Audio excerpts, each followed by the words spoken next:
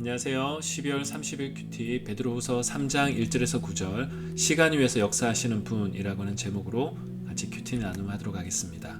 오늘 본문을 보면 조롱하는 자들이 나오는데요.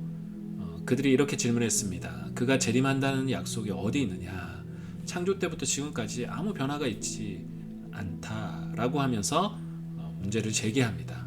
먼저 베드로는 그들의 내적 동기에 대해서 짚고 넘어가고 있는데 그들은 정욕을 따라 행하고 조롱하는 사람들이다. 그런데 너희들이 창조의 이야기를 하면서 아무 변화가 없지 않느냐라고 질문하는데 한 가지 너희들이 놓치고 있는 것이 있다. 물에 의해서 심판받은 이야기를 좀 기억해야 된다. 그러니까 그들의 내적 동기에 대해서 창조의 이야기를 가지고 접근하고 있습니다. 그리고 하나님이 지금 아무 변화 일으키지 않고 뭔가 변화가 없는 것 같이 보이느냐? 그래서 잘 생각해봐라. 심판의 그 물은 하나님이 홀드하고 있는데 너희를 심판하기 위해서 홀드하고 있다. 그러니까 이들이 문제를 제기한 것은 아무 변화가 없다. 그러니까 재림 이거 믿지 못할 것이다. 이렇게 이야기를 하고 있는데 베드로는 일종의 우문현답 아니면은 좀 우회적으로 이들의 내적 동기에 대해서 믿음 없음에 대해서 이야기를 하는 방식입니다. 창조의 이야기로 문제를 제기하니까 창조 이야기의 다른 이야기의 한 부분을 가지고 그들을 내적 동기에 대해서 질책하고 있는 그런 방식으로 오늘 이 본문이 이야기하고 있습니다. 그러면서 사랑하는 사람들에게 주는 권면의 이야기가 계속 나오는데 사도들을 통해 주신 계명을 계속해서 기억해야 된다라고 이야기하고 있습니다.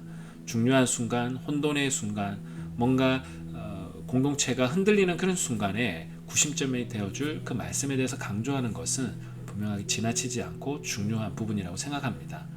그런데 베드로가 앞에 조롱하는 사람들이 제기한 이 시간의 문제, 뭔가 이루어지지 않는 아무 변화가 일어나지 않는 문제에 대해서 문제를 제기한 것에 대해서 성경적 관점으로 이야기를 하고 있는데 주께서는 하루가 천년 같고 천년이 하루 같다.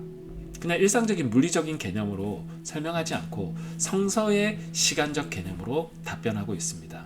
더딘 것이 아니다. 아무도 멸망하지 않고 모두 회개에 이르기를 바라시는 그 하나님의 뜻을 기억하라. 시간에 대한 이해를 하기 위해 시간에 대해서 생각하고 고민하기 위해서는 이 하나님이 누구신가? 하나님의 뜻 안에서 시간에 대한 이야기를 해야 된다. 이게 베드로의 관점입니다. 성서의 시간 개념을 우리가 좀 이해할 필요가 있는데 성서의 시간 개념은 현대인이나 구약 당시 이집트인들과는 좀 달랐다고 합니다. 성서의 시간과는 때에 대한 것, 카이로스라고 하는데 하나님의 역사하시는 때, 하나님의 성품, 뜻과 관련된 관점에서 때를 이야기해야 합니다. 그래서 역사의 흐름보다 중요한 것은 역사의 주관자이죠. 그래서 그분은 누구신가가 아주 중요한 개념입니다. 그래서 오늘 9절에 보면 하나님이 많은 사람들이 구원받는 것, 이 이야기가 시간에 대한 묵상과 고민을 할 때 아주 중요한 구심점이 되어야 한다고 베드로는 이야기하고 있습니다.